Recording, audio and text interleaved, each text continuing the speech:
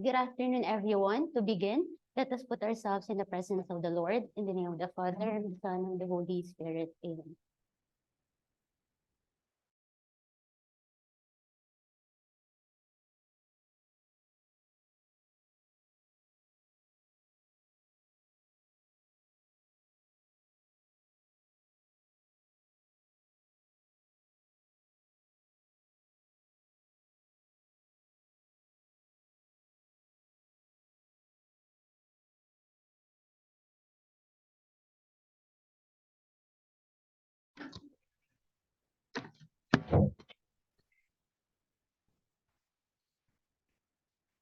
Let us put ourselves in the presence of the Lord, in the name of the Father, the Son, and the Holy Spirit. Amen. Dear Heavenly Father, we thank you for gathering all of us today in this important event. May you grant us your guidance and blessing on this event so that we can enjoy and appreciate its significance in our lives. Bless everyone present today that each may be able to share what she or he has for your glory and honor. Grant good health and safety to loved ones left at home, and peace and goodwill to all men. May the various activities related to this event be a success through your intervention. We ask all of this in your name. Amen. In the name of the Father, the Son, and the Holy Spirit. Again, good afternoon, everyone, or how we say it here in Bicol, marhay na hapon po sa inyo, Gabos, and welcome to the opening of the webinar series on replicable practices on local governance, featuring award-winning municipality and cities in Camarines Sur earning prestigious titles such as the Seal of Good Local Governance, Competitive Component City, and the Galing Pook Award, brought to you by the Ateneo de Naga University through its Center for Local Governance. I am Camille, and I am delighted to be your moderator for today's webinar, where we will be featuring the success story of the province of Camarines Sur's very own Naga City as an awardee of the 2022 Most Competitive Component City by the Department of Trade and Industry. The sustained growth and development of municipalities and cities depend on effective leadership and good governance. It is in this context that the success stories of good governance and integrated key factors through innovative approaches, policies, and programs that can be adapted and implemented in their own localities. Additionally, the necessity of sustainable practices and significance of fostering stakeholder participation is an essential element to promote collaboration to establish networking opportunities. Through this webinar series, we collectively aim to obtain practical knowledge, actionable insights, and be motivated to drive positive change in their own communities by hearing from award-winning LGUs' experiences that can fuel local leaders, young leaders, policies makers, and practitioners with the information and resources they need to improve governance and have a long-lasting impact, enabling them to make informed decisions and drive positive changes in their community. Now, to kick off this webinar series, let us all welcome the director of the Ateneo de Naga University Center for Local Governance, also the Dean of the Graduate School, Dr. Malusi Barsayano, for her opening message.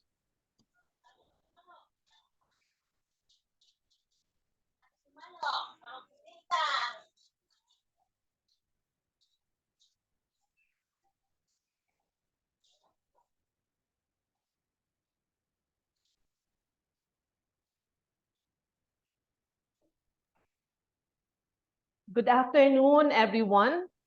Good afternoon to our online participants who are here in our Zoom virtual room. I am pleased to welcome you all to the first of our webinar series on replicable practices on local governance. We shall have the case of our own maugmang lugar, the Naga City, when it was ranked as the overall most competitive city in the country during the Department of Trade and Industry's 10th Cities and Municipalities Competitiveness Summit 2022.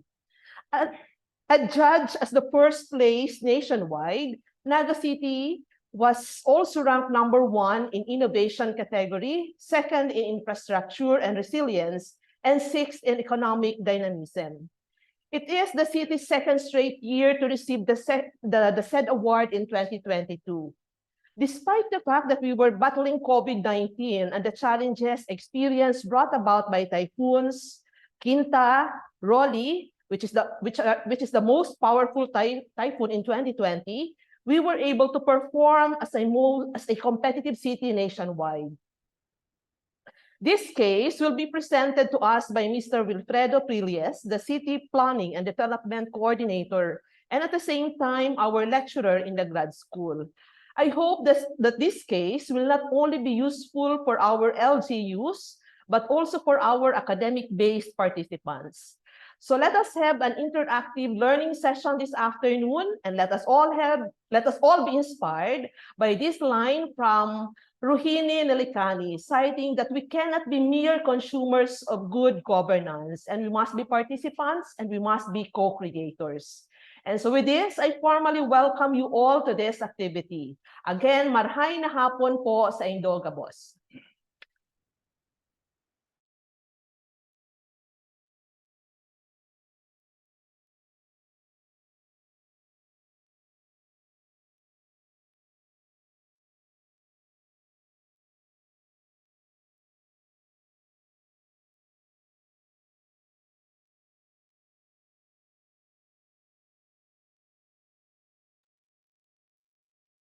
Thank you, Dr. Malu, for gracing us with your virtual presence.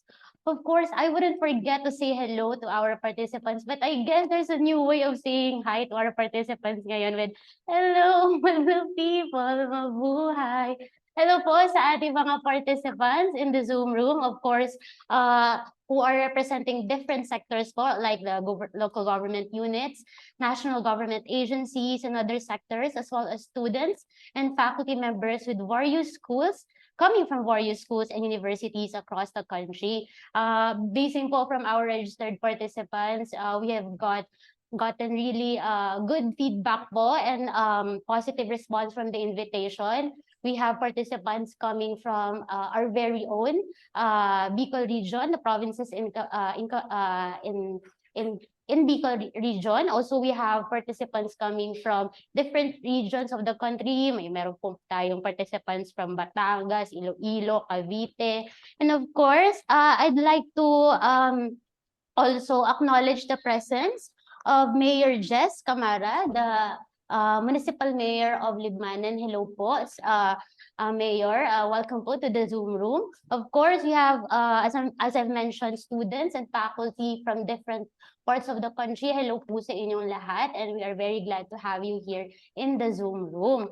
But I really want to feel the infectious energy po transcending through our screens. So, pwede po ba ako makahingi ng reaction button if you're all in there? Para di ko makita ako. May mga reactions na ba tayo dyan? Pwede pang makahingi ng reactions sa ating participants. Ayan, may mga nakikita po kami mga heart buttons, smileys, and also, ayan. So, the same, we are sending back po the same energy that you're giving us po, sending all the love and the heart and the thumbs up button po sa inyo. Hello po and welcome again to our Zoom room. Of course, we hope that this enthusiastic response will be makip natin siya throughout the rest of the webinar. But before we proceed, please be guided with our guidelines to our participants. Will be flashed in the screens. Yan. Again, this is a free registration po. This is open to public, and as you've registered po, di ba, binigyan naman po namin kayo ng access. And those who, and may mga hinihintay pa po tayong pumasok sa Zoom room. So, hintayin natin silang also to join. Also, please be reminded to please use your complete name in naming your Zoom account for our reference of your attendance. And of course, please observe proper etiquette. Please turn off your microphones para to avoid interruption to our resource speaker when he already started with this discussion. And if you have already questions na kunwari habang nade-discuss yung speaker natin, na gusto niyo nang i-air or parang hindi niyo na makalimutan i-post sa chat box natin, you are free to post them already, and then babalikan po natin siya along later when we call for the open forum. And Yes, and of course, we will be releasing the evaluation form at the end of the webinar. And please be reminded of this important part of the webinar reminders is that non-compliance of your the evaluation form or if you weren't able to accomplish it, we will not be giving you po a certificate of participation rather. So please keep that in mind po. And the certificates will be issued by the end. Yes, please give us time to prepare for the release of the certificates. So yun po, those are just some po of the webinar reminders that we have to our participants. So to formally begin, Naga City has again captured the top rank as the overall most competitive component city in the country during the 10th Cities and Municipalities Competitiveness Summit 2022 by the Department of Trade and Industry. The city ranked first in innovation category, second in infrastructure and resiliency categories, and sixth in economic dynamism. So the big question is, how did they win this prestigious title? We're going to find that out through our invited speaker. Mr. Wilfredo B. Prillas Jr. is the City Planning and Development Coordinator of the City Government of Naga, Camarines Sur. Under his leadership, the City Planning Department crafted its 10-year Comprehensive Development Plan 2011 to 2020 and the successor CDP 2022 rather to 2030, as well as the draft Comprehensive Use Plan 2021 to 2030. In September 2009, his team was given the Presidential Lingkod Bayan Award, the highest state honor accorded to public employees in the Philippines. The award recognized Naga's pioneering effect on its citizens' charter, which predated by 8 years the anti-red tape law requiring all state agencies to have their own service charter. He is part of the pioneering group of Ford Foundation International Fellows in the country. In November 2004, he completed his Master of Philosophy in Planning, Growth, and Regeneration from the University of Cambridge in the United Kingdom. In March 1995, he also finished his Master's in Management degree from the Bicol University Graduate School on a Civil Service Commission scholarship. Indeed, he has a remarkable role in contributing to Naga City's success and will be sharing the replicable practices that have led to its recognition as the most competitive component city in the Philippines. Friends, join me in welcoming our resource speaker, Mr. Wilfredo B. Prillas Jr., better known as Willie. Hi, Sir Willie. The virtual floor po is now yours. Thank you, Camille. Maray na hapon po sa Indogabos. Thank you for this opportunity to share Naga's experience or Naga's journey in the competitive cities and municipalities index. If I may be allowed to share my screen. Okay, I hope you're able to see. Nakikita po ba? Yes po. Yes po, Sir Willie. These slides were prepared by the team that handles the Naga's participation in the program, which right now is being managed by the Department of Trade and Industry. Previously, there was a private group that initiated this, but as probably most of us knows, it was already institutionalized within government.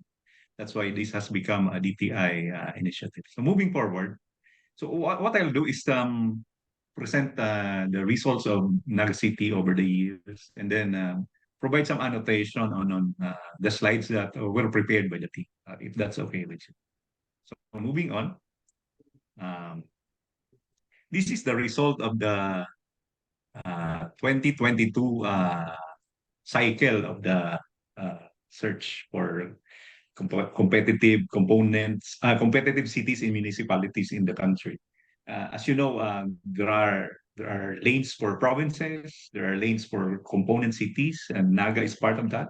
Although technically it's an independent component city, and there's a lane for municipalities as well as a category for highly urbanized cities.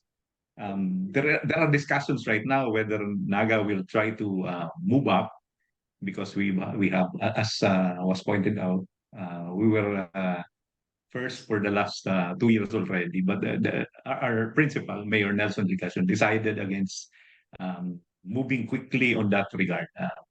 Perhaps some other time we will be able to move up in the highly urbanized city category because one, we have met the necessary requirements, and two, it will require an approval process involving the national government agencies, ending up with not, no less than the president of the country. So the slide shows you the results. As pointed out, in economic dynamism, we're only sixth. The lowest ranking of the city was in government efficiency, only 14. Infra were second, resiliency were second, and first in the new category that was introduced last year, on innovation. So let's move to the next slide if you don't have a question on it or clarification. 2021, by comparison, 2021, although Naga also ended up first, you will take note that 52.8893. Yung sunod sa amin is 50.42. So the previous year, medyo close fight yung mas narrow yung margin between Naga and Antipolo, the second placer. So ano yung mensahe? Yung mensahe doon is that we feel that we did better in 2022. And the question there is how is the city going to fare in the 2023 edition? So we're still waiting.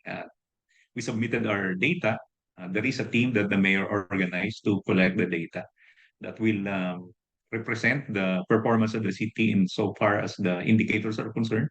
We submitted that to DTI already. So we're also, like most everyone, waiting for the results.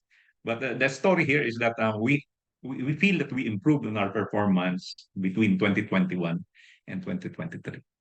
What drove that improvement? If we go back to the previous slide, it's our top performance in the new category of innovations. And later, there are programs that we introduced in the innovation field that I think contributed to this relatively high score.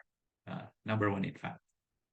So let's move forward. 3 years back, things were not actually good for Naga because we're only fourth. As you see in the 2020 results, it's Antipolo that led the way, followed by Legazpi, Tagum, and we're only fourth. You will also see that economic dynamism were actually better in 2020. We're fifth.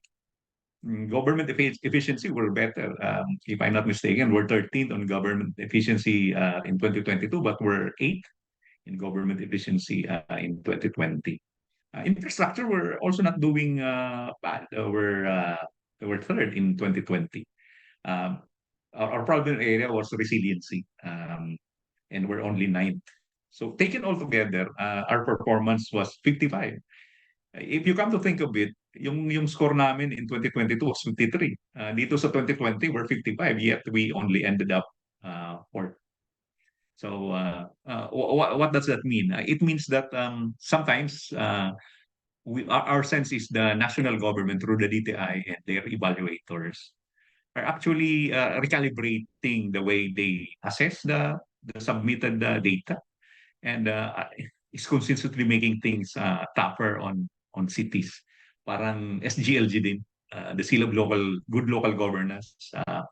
The standards are being raised consistently over the years, and it makes things difficult for participating cities. So fourth in 2020. In 2019, our performance was even worse. We're only 8th. So economic dynamism, we're 11th. Efficiency in government, 9th. Third, again, in infrastructure. So the consistent performance is in infrastructure. But you will see that we're 36 in resiliency. So yung resiliency at that time was not being taken, given a very close look by LGUs, and Naga was one of them. But what turned things around was that we were in 2019 and 2020 up to now, we've been selected as one of the pilot of the National Resilience Council. And I think that partnership between the National Resilience Council, which is a private sector-led initiative that tries to promote resiliency among local governments. Bore fruit. Dati to double digit yung performance namin, but right now it's in the single digits. And in fact, one of the top 5, if I'm not mistaken. So that's 2019. 2018, second. Second kami ng 2018. 56 din yung score. So still higher than last year. So again, that reinforces the observation that the sponsoring entity, DTI, is continuously recalibrating how it ranks or assesses the scores. You will also note that in 2018, when we were second, we were first in economic dynamism, but right now, parang pang-anim na lang kami. So that in itself tells a story. In government efficiency, we're ninth. In infrastructure, we're the second, and resiliency, sixth. So may mga kwento din siguro dito sa numero nito. And 2017, again, we're second, as you will see. So to summarize, this slide summarizes the Naga's performance over time. Since 2018, we were second. We went down to 8th, then went up to 4th, and then for over the last 2 years, we were first. And you will see na yung score namin actually is going down. So there must, as I was saying, there's a story there somewhere. My sense is talagang nire-recalibrate ng DTI yung scoring because the data coming from the cities must be improving, but it has to be measured against the total performance of the cities as a whole. Okay, so let's move forward. Ano yung mga reasons why we I will skip this. Let's look at the components of every indicator, every pillar. So for example, economic dynamism. Ang matinitingnan dyan is local economy size, local economy growth. So not only the size, but the pace of growth of locality, local economy.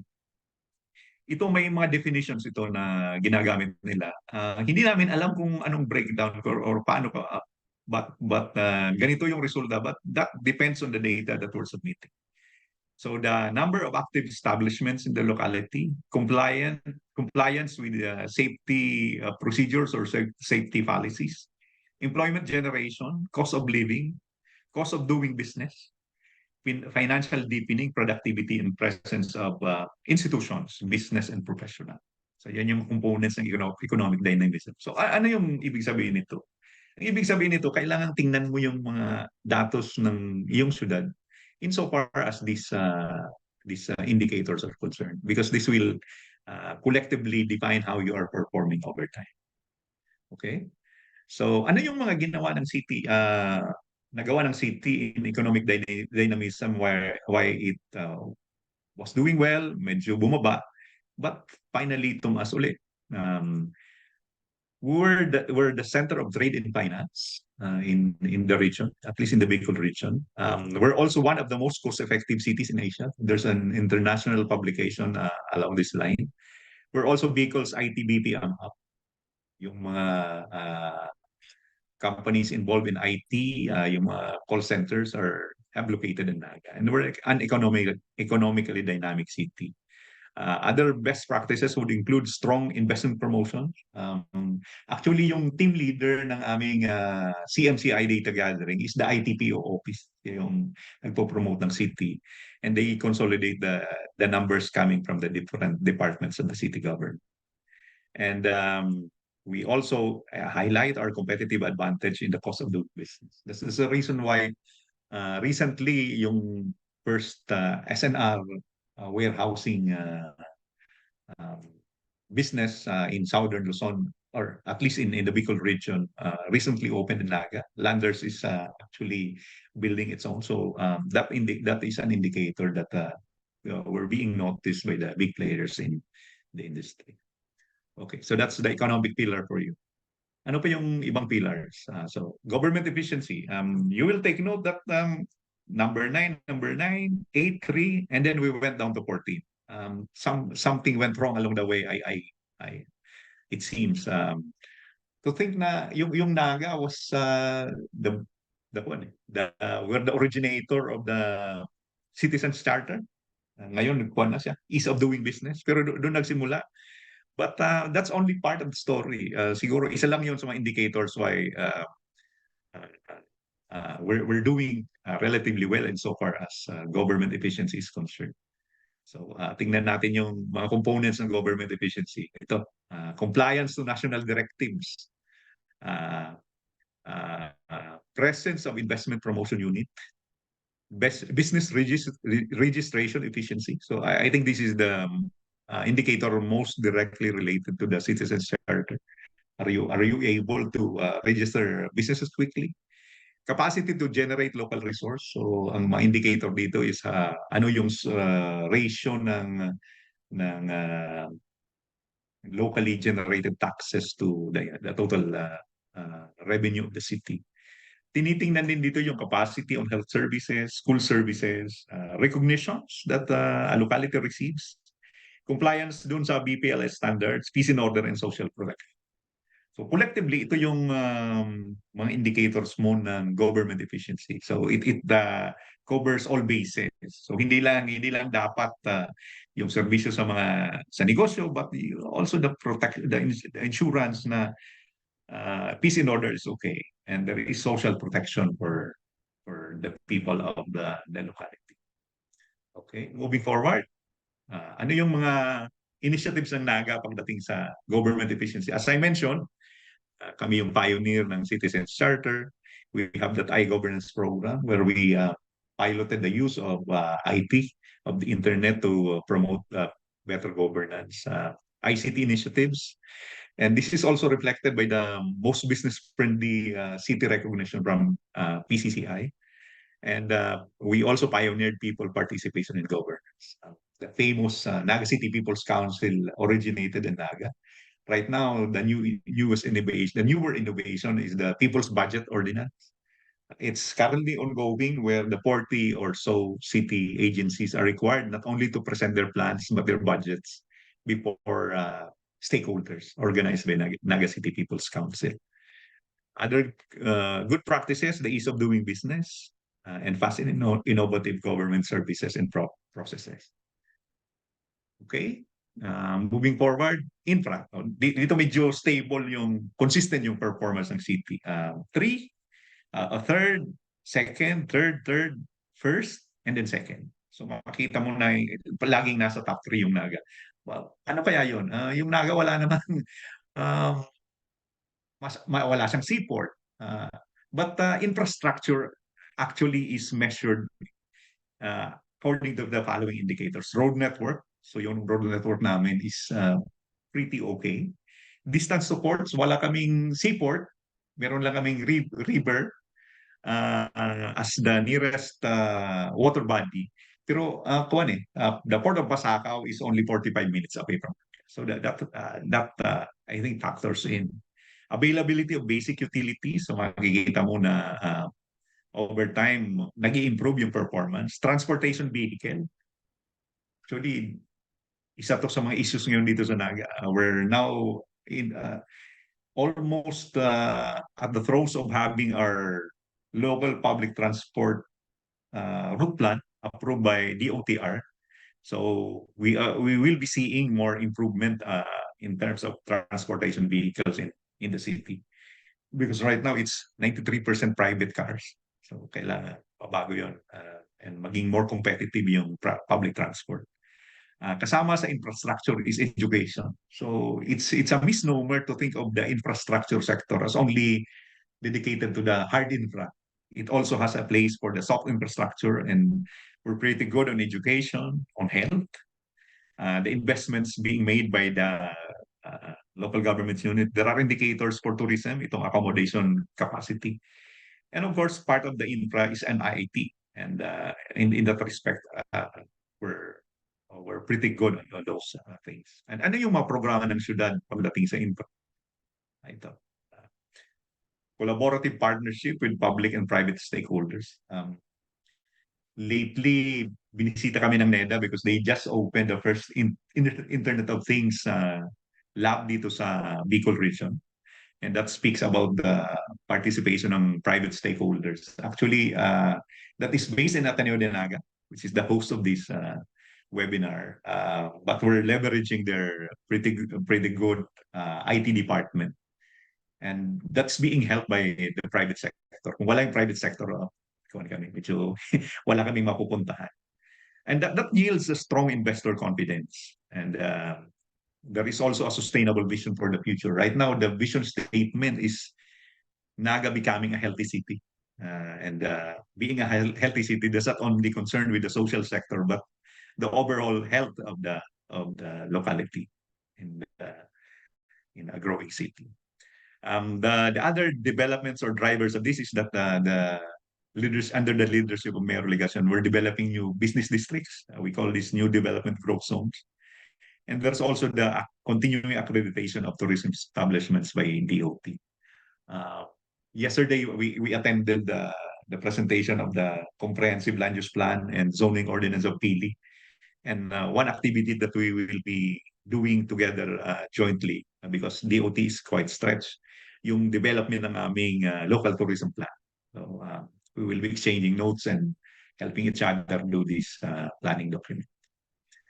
So, okay, let's move to the resiliency, a comparison of Naga's performance against the two other top performing cities.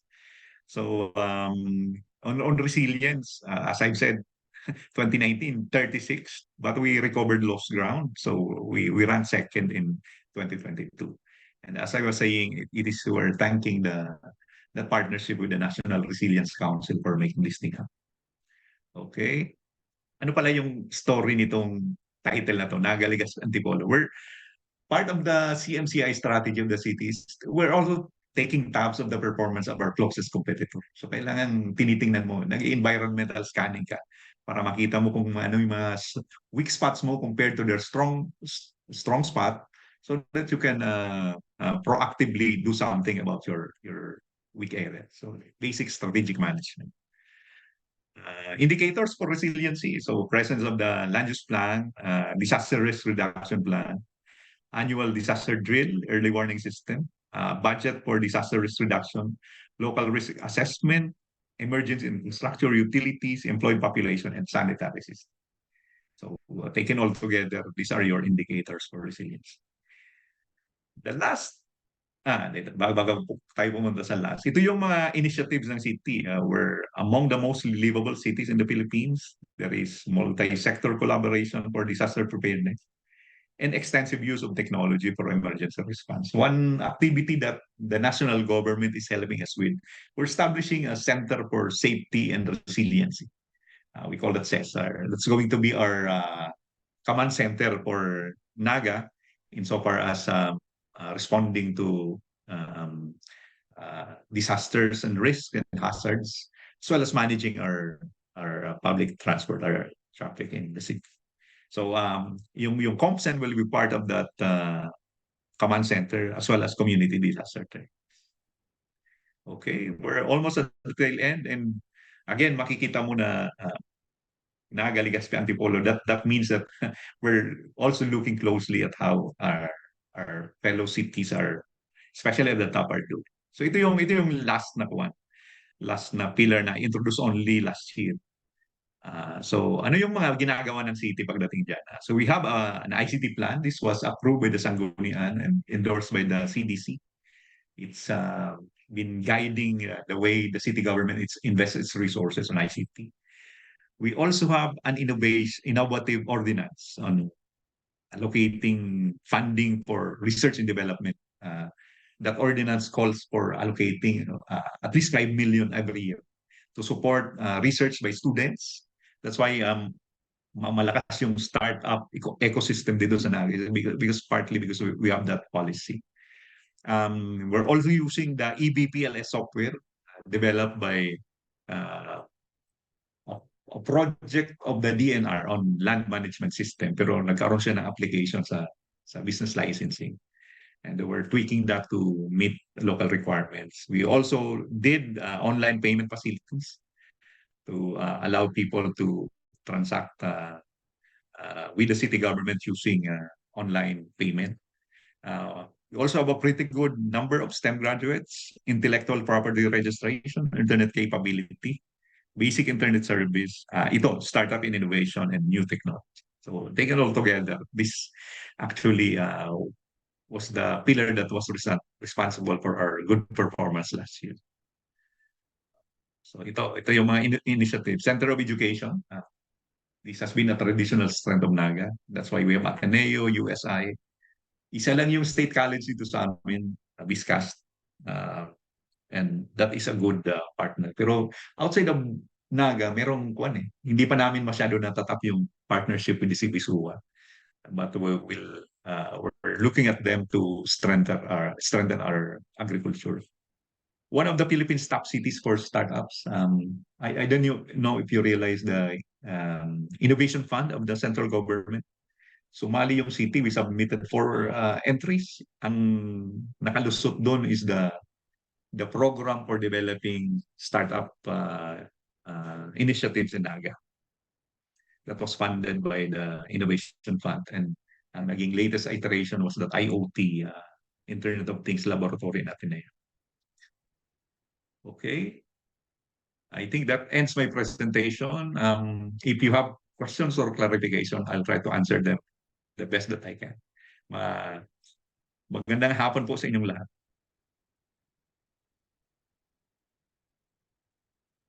Thank you, Sir Willie. Naga City's accomplishments are indeed commendable, and it's evident that collaboration and innovation played significant roles in Naga City's success. All right, so we have come to the open forum. Naku, marami pong nabanggit si Sir Willie, the winning practices under different categories as mentioned po on economic dynamism, government efficiency, infrastructure, resiliency, and innovation. So right now, I know meron na tayong mga questions in mind that I'd like to raise to Sir Willie. So with that, allow me to open the floor for our open forum. So we encourage everyone to utilize this avenue to interact and be the virtual presence of Sir Willie. So please feel free to use the chat box to air out your questions. You can also unmute yourself, your microphones if you'd like to interact with to Sir Willie. Nako, hindi naman po tayo ganun karamihan sa Zoom room. So I believe you can always use this platform po to interact with Sir Willie. So yun. So we'll be waiting for your questions. But to get the open forum started, naalala niyo po na meron doon po sa registration form natin, meron po doon a portion that we asked you if you have initial questions already to our speakers. So Sir Willie, allow me to read some of the questions that was sent to us. So okay. So this question po, if our participant would permit me to acknowledge them or acknowledge them. This is from Ms. Vanessa po from UP System. And what mode of procurement did you use in order to implement your program? Discuss your planning stages when coming up with your project. How did you come up with this project? And do you have any inspiration from other cities?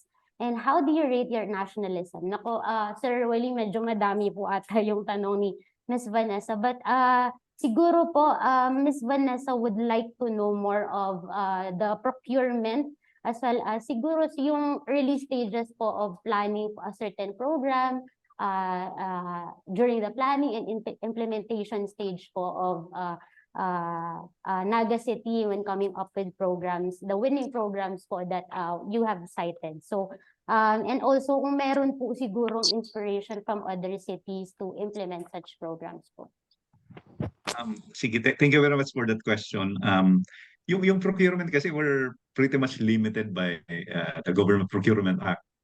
Sinasabi doon na kailangan pagdating sa mga major expenditures ng city government, competitive yung bidding. Binibigyan ng pagkakataon yung lahat ng interested na suppliers to participate. And ang isang we will admit na yung Naga sometimes does not adhere to the requirements. That's why kung paano naging strict yung DBM sa pag-ensure na meron tayong malakas na plan and budget link.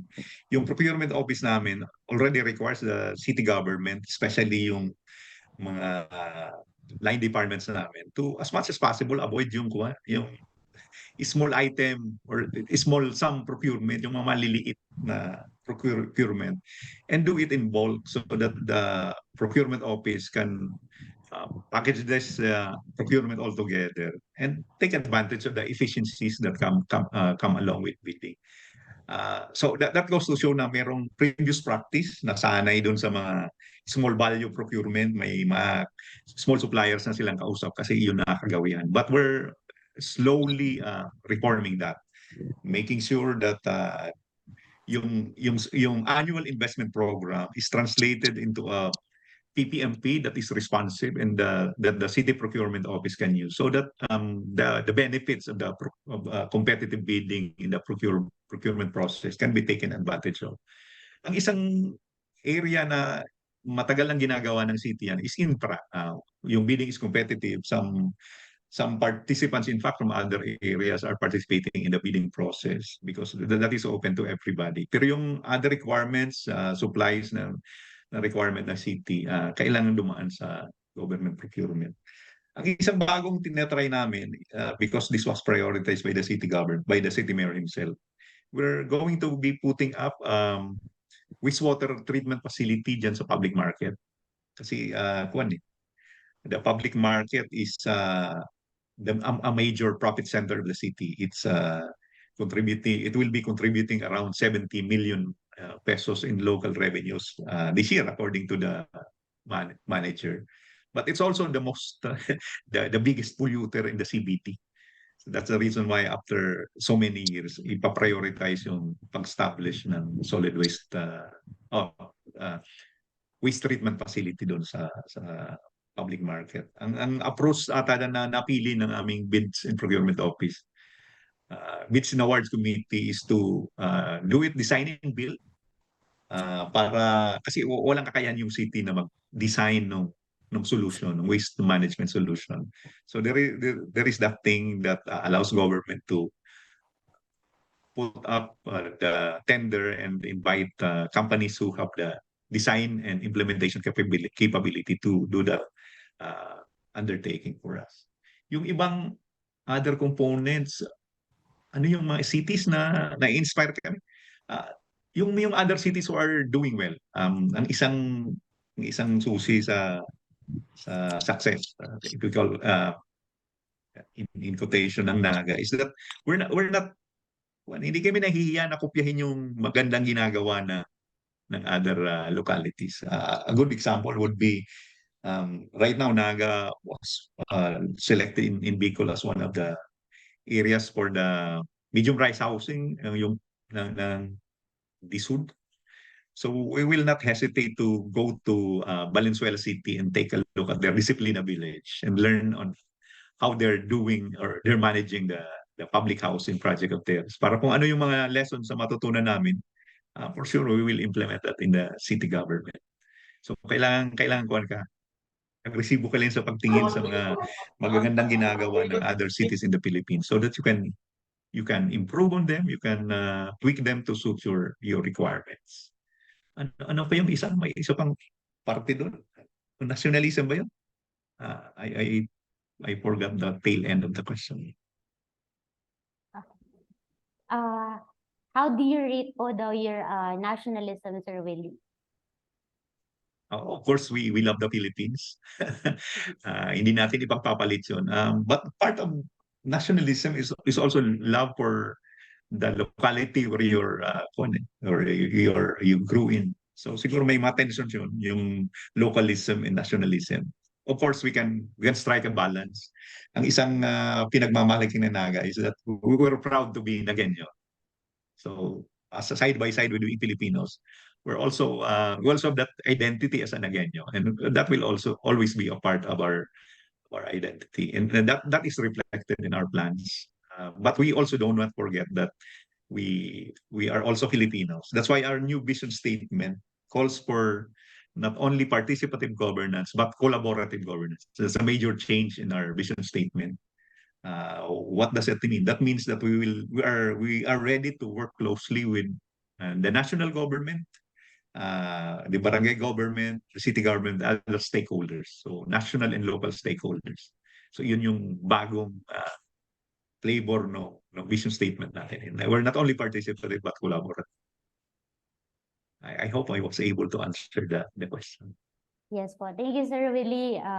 I believe na this question po raised by Miss Vanessa, lahat po na nasagutan and discussed, of course.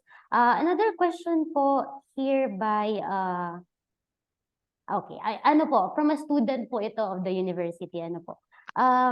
What are the low cost and effective ways in promoting environment friendly projects to the youth? So I believe yung profile po kasi nitong participant natin, parang SK member po siya somewhere po in Camarines Sur. So I think she's very much interested on the promoting environment friendly projects daw po by the youth po, Sir Willie. Okay, sige. I think a good example of that is yung startup initiative that the city was able to begin, if I'm not mistaken, over the last 2 years pa lang. Ano yung startup? We're inviting students. In fact, we're already going. We've already covered at least 3. Yung Viscas, Ateneo, and the UNC. I'm not pretty sure about UNC. Pero yung Viscas and Ateneo, I'm pretty sure na cover namin yan. Yung nangyayari kasi 'di ba sa school, may research, may thesis yung student, lalo na kung engineering ka or architecture yung program. Meron kang binubuong mga ideas. And most often pag natapos na yung thesis, yung thesis mo nandun na sa bookshelf. Ang ginagawa namin, we're sponsoring a pitching competition. So ibig sabihin yung idea doon sa thesis mo, you present that to potential funders, including the city government, para makita kung ano yung feasibility ng idea. So ang opportunity na binubuksan mo diyan, may mga idea na pwede ka agad na makasagot doon sa mga kinakarap na problema ng syudad. Isang example yan. I think there's a research that showed an alternative way of measuring air quality. May nakita akong title dyan eh. If I'm not mistaken, it's an Ateneo research work. Ang city ngayon naghahanap ng mga paraan na masukat yung air quality. Ang default na sukat natin is the air quality monitoring station dyan sa may rotonda. That was provided by the central government.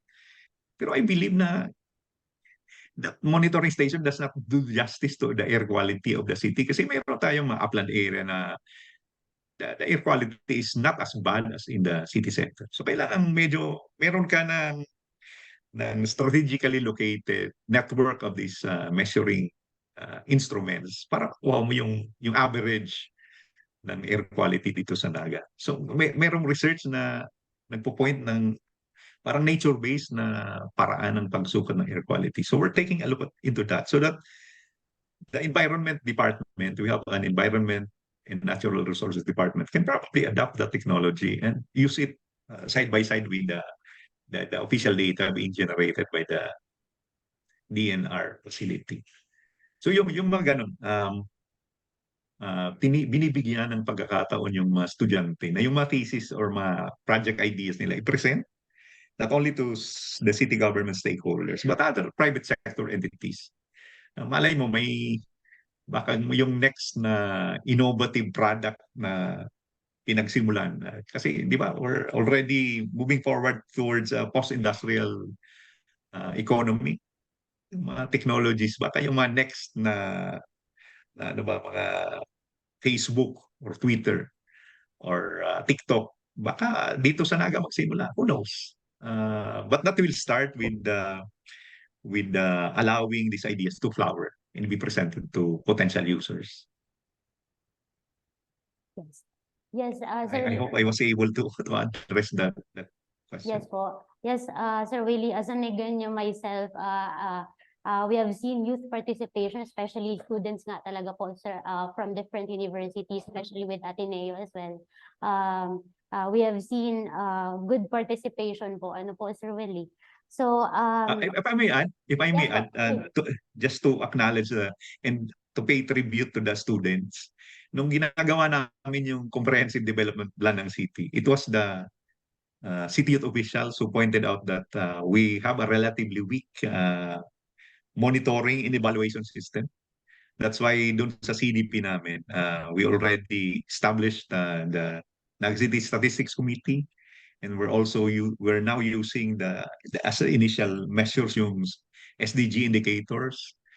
Dun sa proposed budget ng planning office, we are proposing a research in partnership with the local uh, academic institutions na tulungan yung city to identify additional indicators.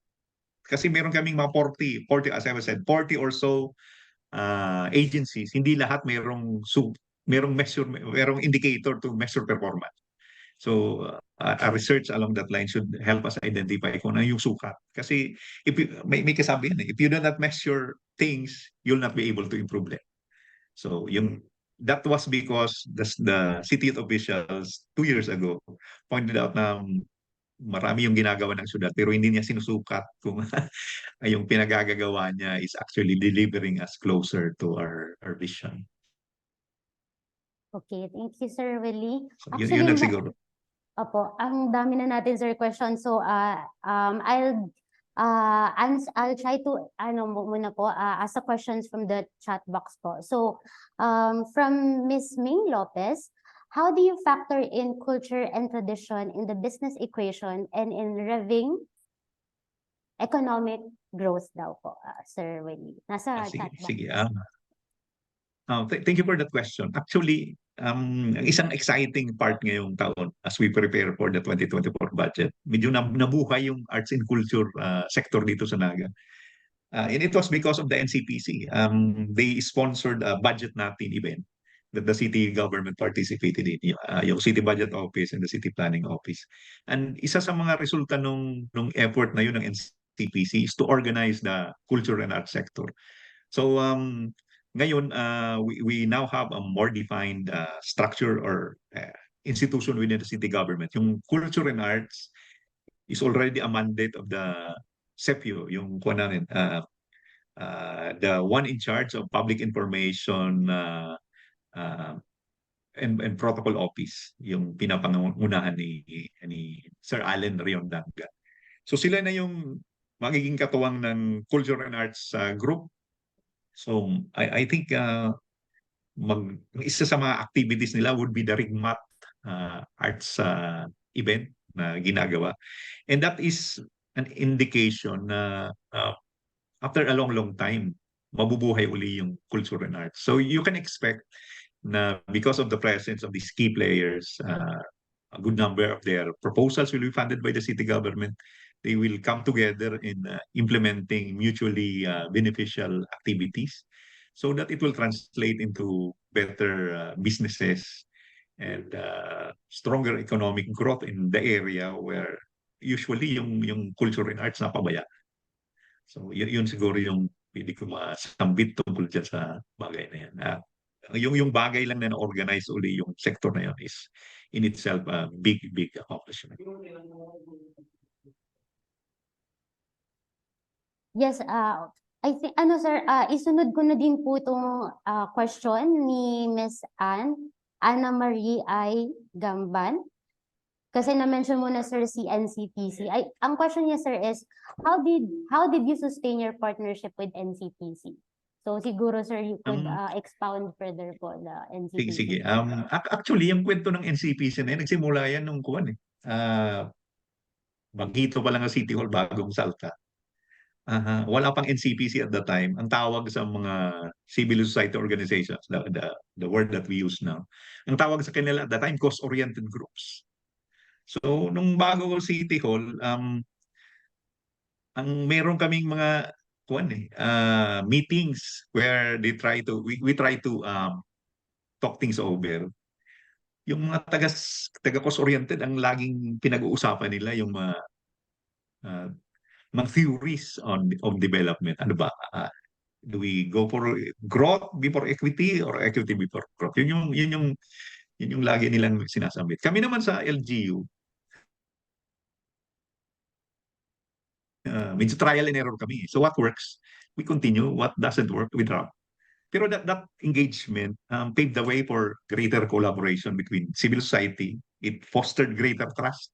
And na-formalize yun when the former congressman and DepEd Undersecretary at the time ko siya, Konsehal, I don't know if you still remember James Ako, siya yung nag-sponsor ng People Empowerment Ordinance in 1997.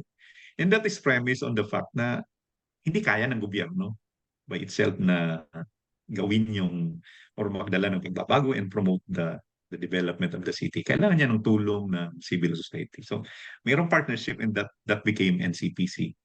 Pero it took a series of policies to sustain that partnership. Nang magsimula, yun lang, system of partnership, may authority to NCPC to participate. Mayroong mandate sa kanila na sumama hanggang sa committee level.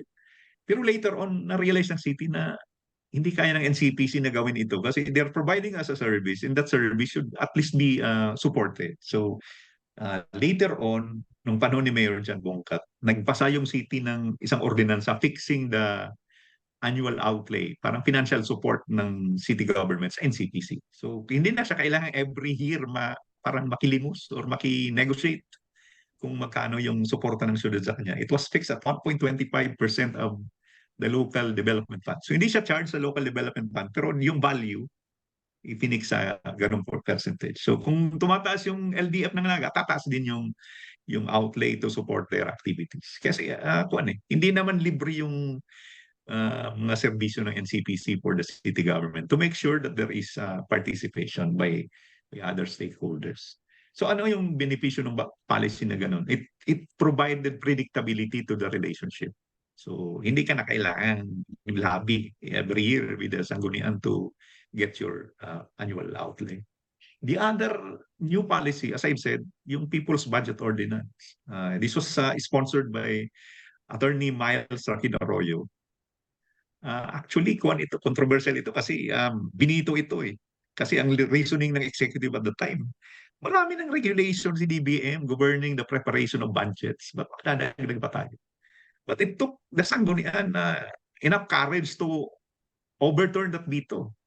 So, natalo yung executive doon. So, sinabi nila, the People's Budget Ordinance will stay. So, it's starting in 2017, if I'm not mistaken. So, lahat ng agency ng city, including the planning office, so down to the last, kailangan ka mag-present not only your plan, but also your budget. So, ano yung proposed budget mo? And saan mo gustong gastahin yung nire-request mo sa city government? So that's the current cycle is ongoing. I think until the end of next week para yung 40 or so agencies.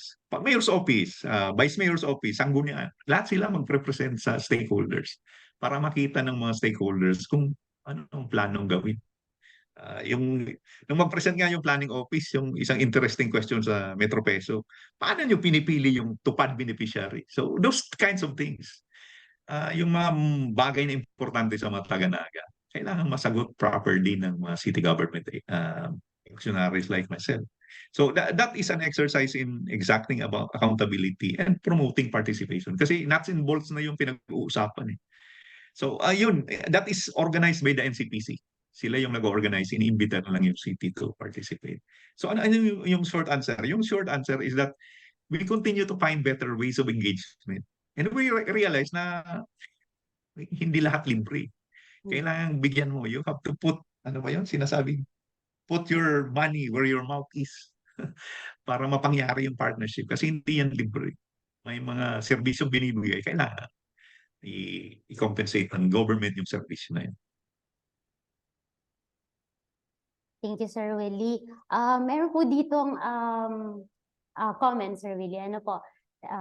And it says, thank you po for your presentation, Sir Willie. It shows the hard work of the city government. It was sent to us po anonymously. So with that, we have two participants here po. I'm not gonna name na lang po kasi the person wants to keep herself identity po, and also with the other participant who was also asking, and eto po, in year 2023, what comprehensive strategies can we adopt to create a much safer environment in the locality to optimize peace and order while also enhancing social protection? So more of ano, Sir Willie, safety po and social protection po ang question po that raised by our two participants po, Sir Willie. Sige, thank you. I think that is a very timely question, especially what happened recently. Ano? I think what happened recently is it's really unfortunate kasi it's a young student whose life was taken. Based from what I heard over the radio over the last few days, baka meron na tayong solution. Pero yung solution in itself, yun eh. That does not that does not diminish the fact na may nangyari hindi ka nais dito sa ating locality. So siguro yun yung essence ng tanong, ano yung ginagawa natin? Sa tingin namin, ang isang kailangan sagutin ng sosyedad is ano yung mga ginagawa ng mga institutions ng society para ma-promote yung safety dito sa ating lugar. Of course, government has a role. Kung may mga pagkukulang siya, so kailangan punuan yung mga pagkukulang. Pero yung isang mensahe nung naganap dito lately dito sa atin is that there's no room for complacency. Siguro nasanay tayo na natotolerate natin yung mga petty crimes, yung mga pagnanakaw here and there. Pero yung taking of young life, that is promising ko yun eh. It's an eye-opener for us. And hopefully we come together to make that to make sure that that thing does not happen again. There was a week, and I think the last Saturday, nagkaroon kami ng opportunity sa church namin to visit the community where the unfortunate incident happened. And doon ko na-realize na talagang yung community was hurting. And of course, they have the right to blame government. And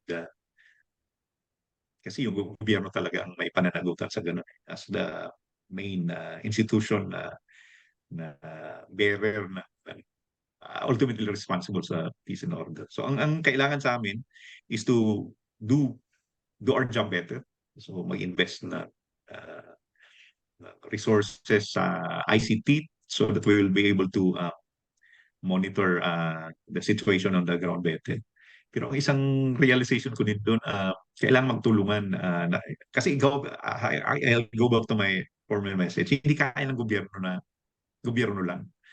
So kailangan magtulungan ang lahat ng stakeholders, and this will require working together with the families and the schools and other institutions na mas maging safe yung Naga. Kasi ang mga bagay na ganun, nakukuhan na shatter yung confidence natin sa safety ng ating society.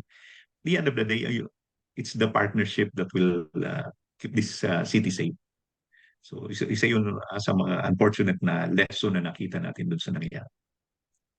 And my heart goes to the family that had to suffer the unfortunate consequence. Yes, thank you, Sir Willie. Of course, we all hope for a more safer environment po that we live in, of course. I think yan naman po talaga yung collective and wish natin for our community. Another question po, Sir Willie, is from Sir Lawrence Daza. Good afternoon, Sir Willie. What are your DRR planning strategies in building resilient communities in Naga? So I think, ano pa, Sir, more of strategies po, DRR planning strategies daw po, Sir. If there are any po. Sige, thank you for that question. Yung DRR starts with knowing the risks that or the hazards that are prevalent in your community. So meron kaming SIDRA. We went through a SIDRA process that allowed us to identify the hazards that are affecting the community. So makita natin doon over the last few years, nakita natin na the hazards would include flooding, typhoon. Lately, yung COVID, it's a slow-moving hazard na everybody experience.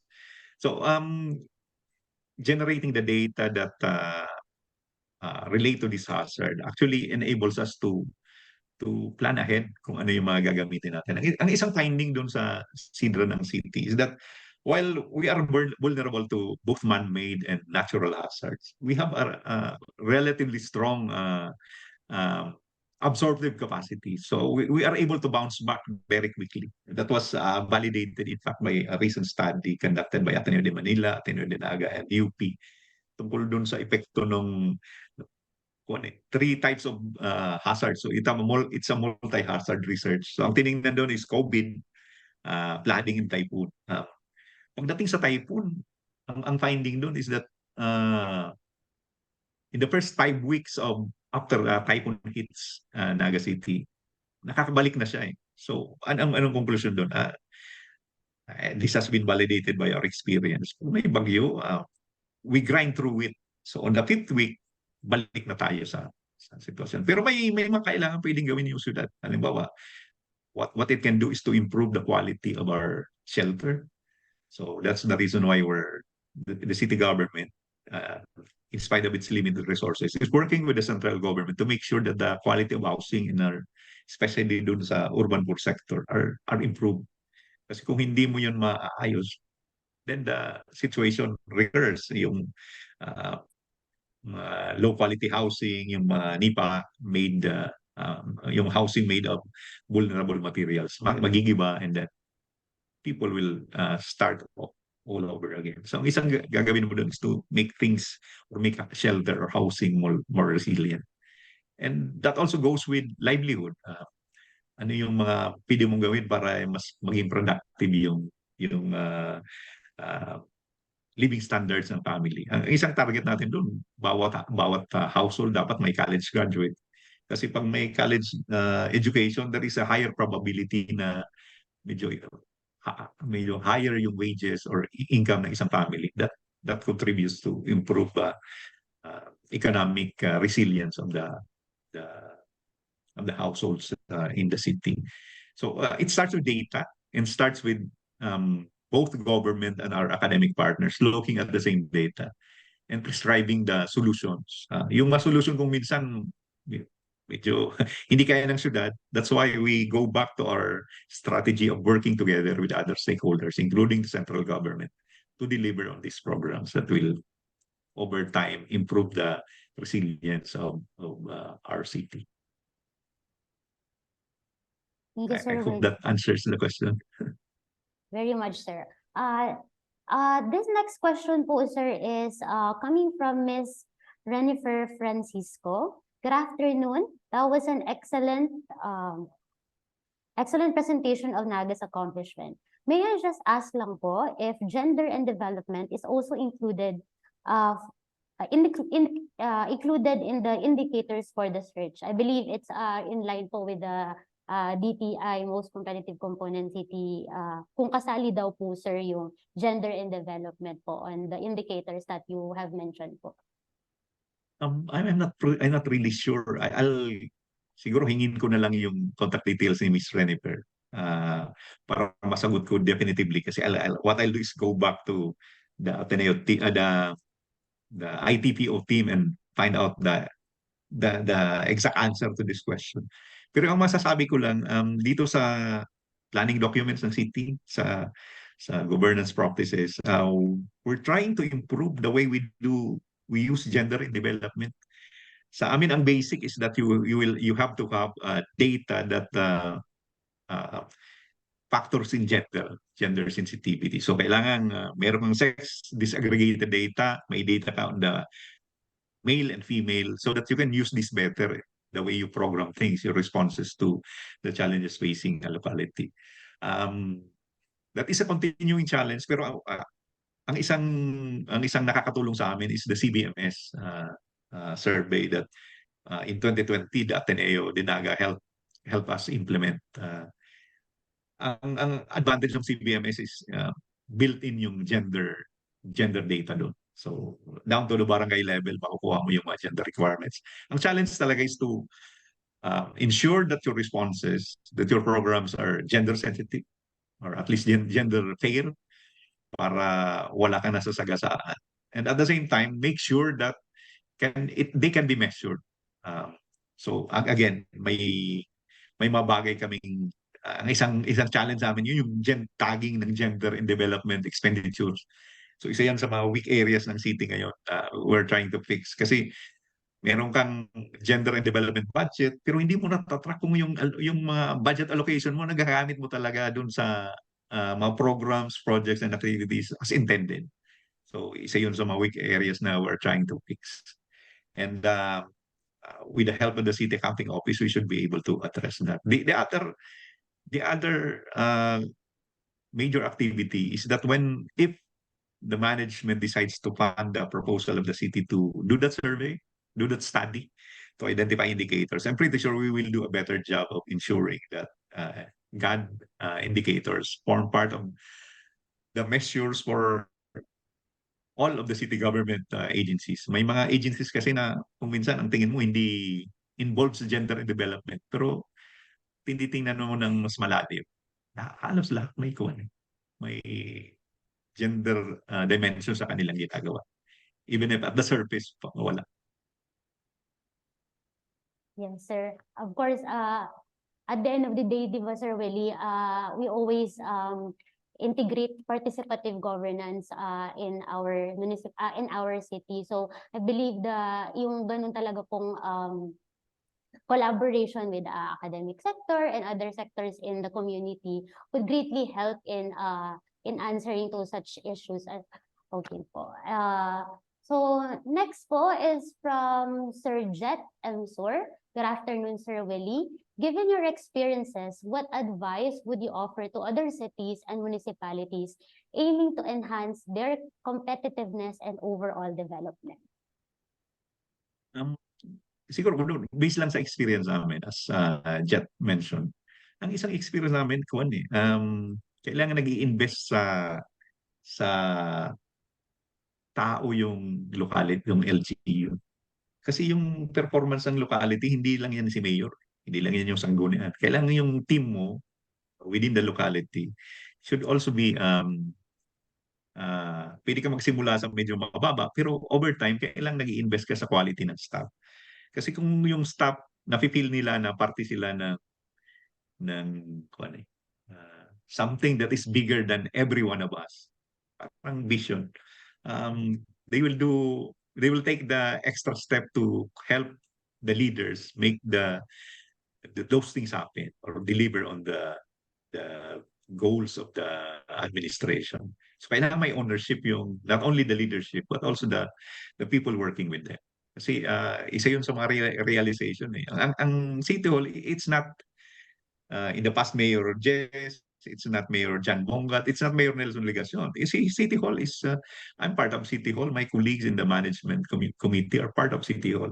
And our employees, kahit yung pinaka-ordinary rank and file, part sila ng City Hall na nagsusumikap na magawa yung gusto naming So that's number one. Number two is that you should start realizing that I'll keep on harping on this. Hindi kaya ng gobyerno na siya lahat.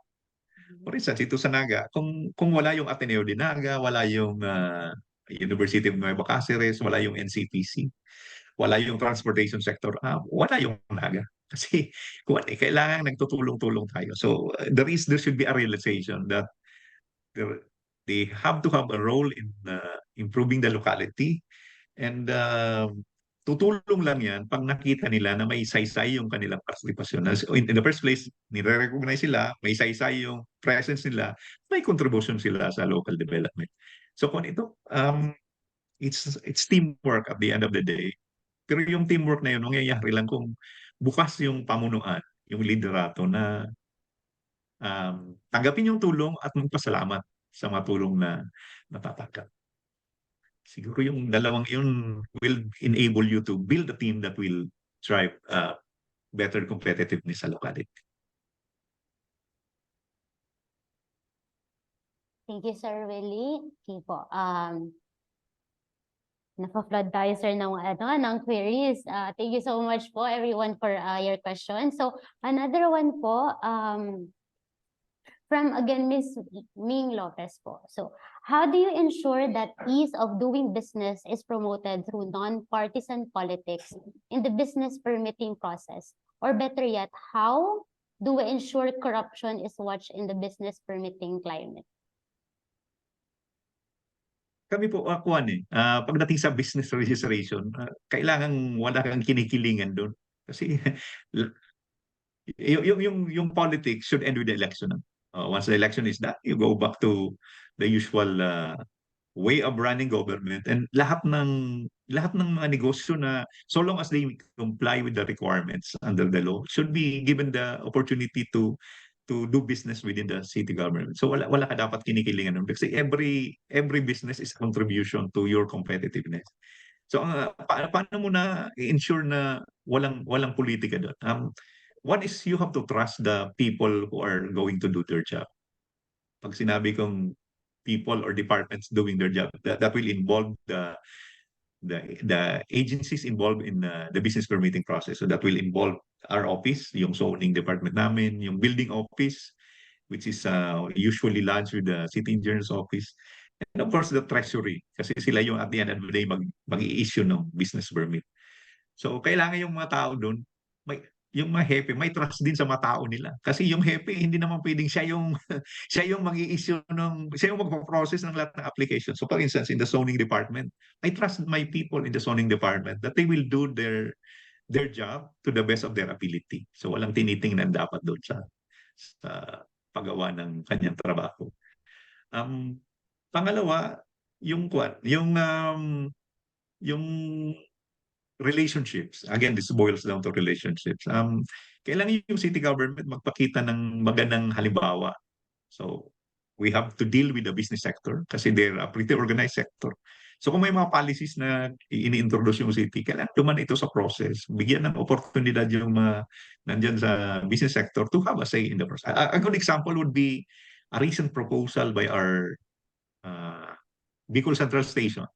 They now have a proposal to increase the rates or to equalize. Parang equalize kasi may medyo mataas, may medyo mababa. So ang net effect is that it will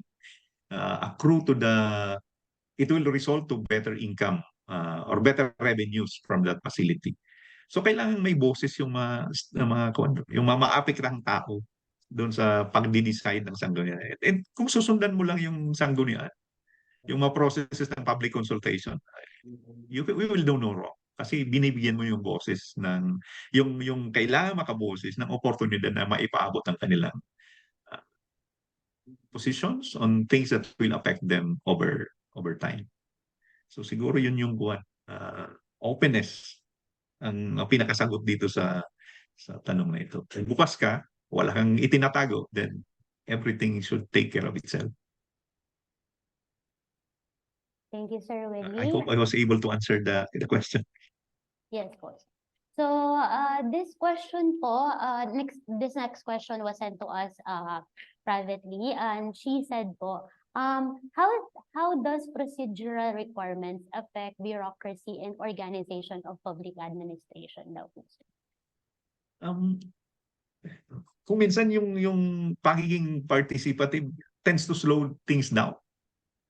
Isang advantage ng medyo autocratic na mga regimes, nagagawa nila agad yung gusto nilang gawin kasi wala silang kailangan pakinggan. Pero sa mga bureaucracies like ourselves, and pag dinagdagan mo pa yung requirement na kailangan dumaan ito sa process na yung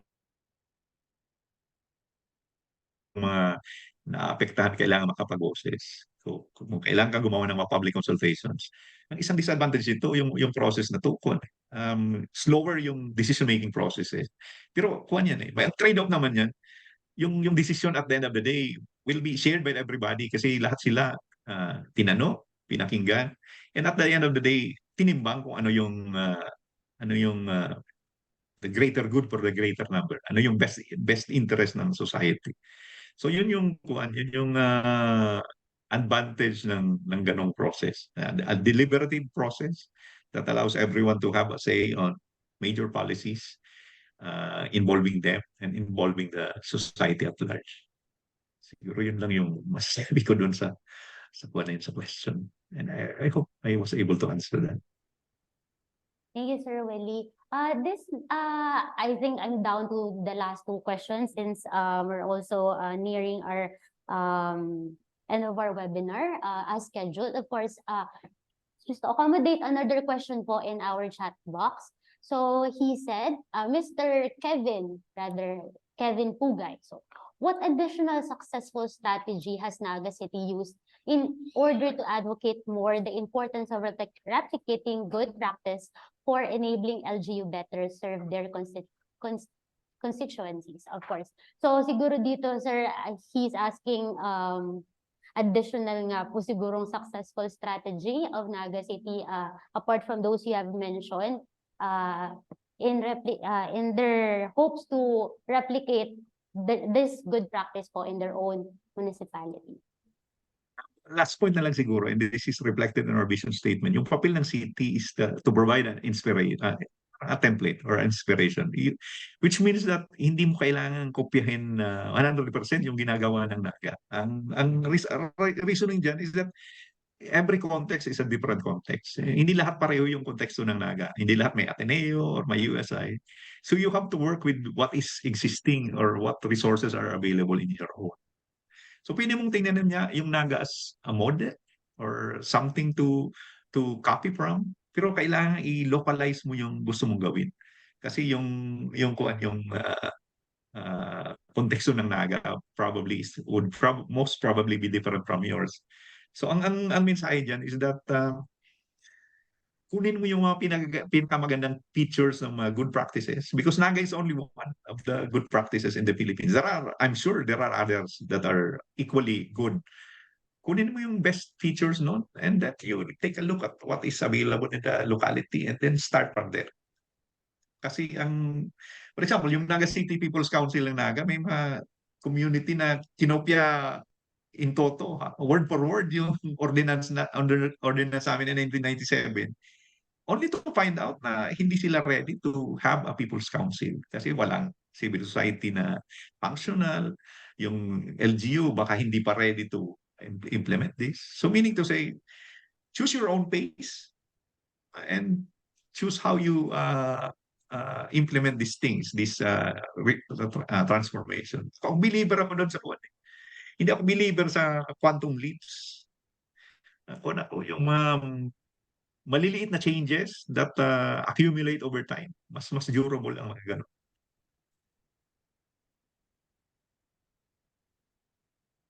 Thank you. Thank you, Sir Willie. Siguro to sum up na lang po our open forum with this last question na lang, sir. I think this will close our open forum with this question. So to you, this is a question po by Miss Gina Rocco, if ever she's in the Zoom room. So for you though, sir, what is the good, or I would say the best quality of a good city in general? Come again, good? Good Quality ba good? quality, yes, sir. Good quality Good. of a city. Siguro, sir, of course, in terms of governance, but siguro in a city Okay. set up to serve. Para sa akin, ang good quality ng city is a city that tries to learn to make that city better. Ano ang mga implications ng gano'n? Ang ibig sabihin nun, hindi tayo nagiging kontento sa nag-accomplish natin. We find ways of improving the city that we live in. Anong example ng ganun? Ang example ng ganun, hindi tayo kontento. For example, yung Naga should not be contented with what we have. Kailangan maghanap tayo ng mga bagong pamamaraan kung paano mas mapa-improve natin yung Naga.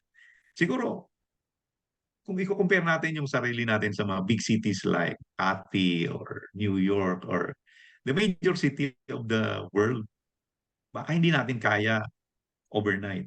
Pero ang isang susi doon, kailangan mayroon ka ng malinaw na gusto mong mangyari sa inyong locality. So, little by little, pwede mong kopyahin yung mga ginagawa nilang maganda. Ang isang example na ibibigay ko dyan, yung public transport. ako personally, we're hoping that with the implementation of the local public transport road plan, that will modernize the quality of public transport in Naga. Baka mas maging competitive yung ating public transport kasi aircon na. So kailangan hindi tayo nakatali doon sa traditional na mga pamamaraan na mga ginagawa natin. Kasi kung hindi natin ma-attract yung mga car owners na mag-shift sa public transport, magiging big parking lot lang yung city natin kasi lahat may kotse. And that will involve ensuring that may mga pedestrians, dapat may mga facility para sa pedestrians, sa mga bikers. So hindi tayo dapat car-centric na society. Magsisimula yan sa paniniwala na pwede yung mangyari ang mga pagbabago ganyan. So ang short answer doon sa question ni ma'am, kailangan naghahanap tayo ng paraan na mas maging mabuti o mas maging better city than what we have right now. Thank you, Sir Willie. Of course, at the end of the day nga talaga, sir, it's all about knowledge sharing, learning from one another. That's why also that is the goal of our center of doing this activity po of highlighting the replicable practices of cities and municipalities to further better the society through this, of course, this avenue where we can share we can learn from one another. So I'm so sad to inform everyone that's all the time we have for open forum. I know we have more queries, but if ever you want to send in more questions, you can send them sa amin, and then we'll just forward it to Sir Willie if he would have the time po. We will send it lang po to Sir Willie and send it back to you for the answers po. No. So thank you, Sir Willie, for that wonderful discussion and answering the queries of our participants. So with that, allow us to award our certificate of appreciation. The citation reads, the Ateneo de Naga University Center for Local Governance awards the certificate of appreciation to Mr. Wilfredo B. Priris Jr. for his valuable time and expertise as our resource speaker during the webinar series on replicable practices on local governance featuring Naga City held on August 11, 2023 from 3:30 to 5 p.m. via Zoom cloud meetings, of course, signed by our director, Dr. Medusi Barsaliano, who's in the Zoom room. So, we are awarding this, sir, this virtual e-copy of your certificate po. Of course, Mamalu is in the Zoom room. So maybe we could have a photo documentation. Naka-on po ba ang screen, ang cameras ni na Dr. Malu and Sir Willie? Kuya? Okay. Okay. Salamat po. Okay. Thank you, Sir Willie. Salamat po. Okay, 3, 2, 1. 3, 2, 1.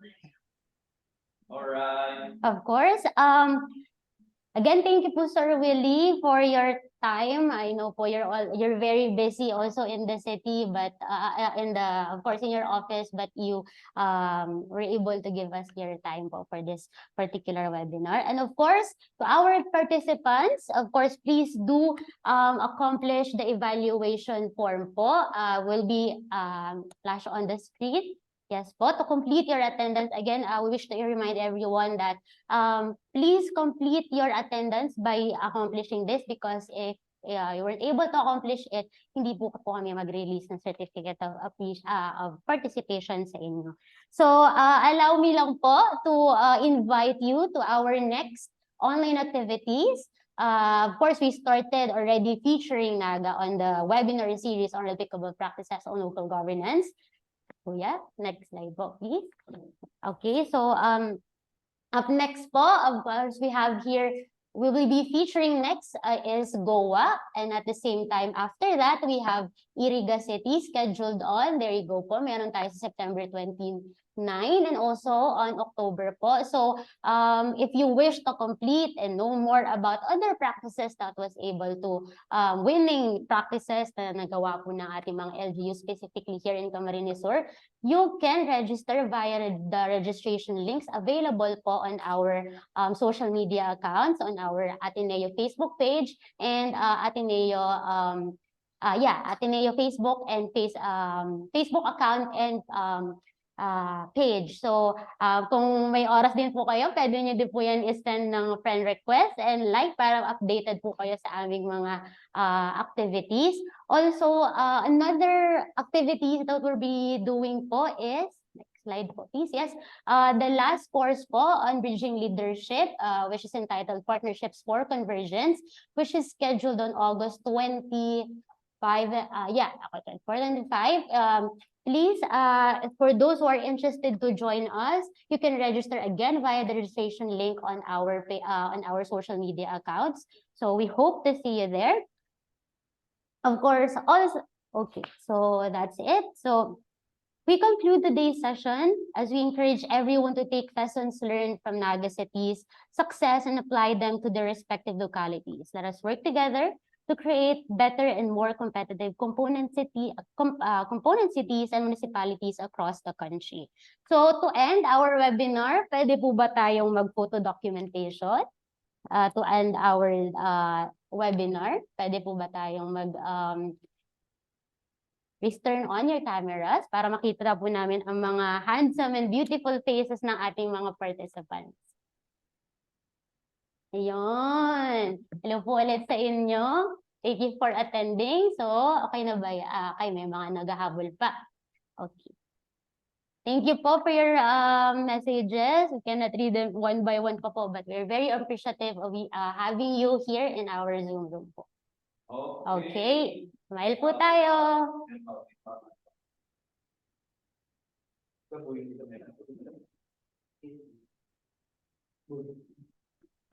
Okay, and 3, 2, 1, smile. All right, thank you. Again, thank you very much po. Of course, we'd like to thank the services po of the Ateneo de Naga University Library for the assistance for our online event headed by, of course, Ma'am Edna San Benaventura, assisted by, of course, Kuya Sherwin and Wewe po. With that, thank you so much for your support. Have a nice weekend po and ingat po kayo. Tama po. Thank you.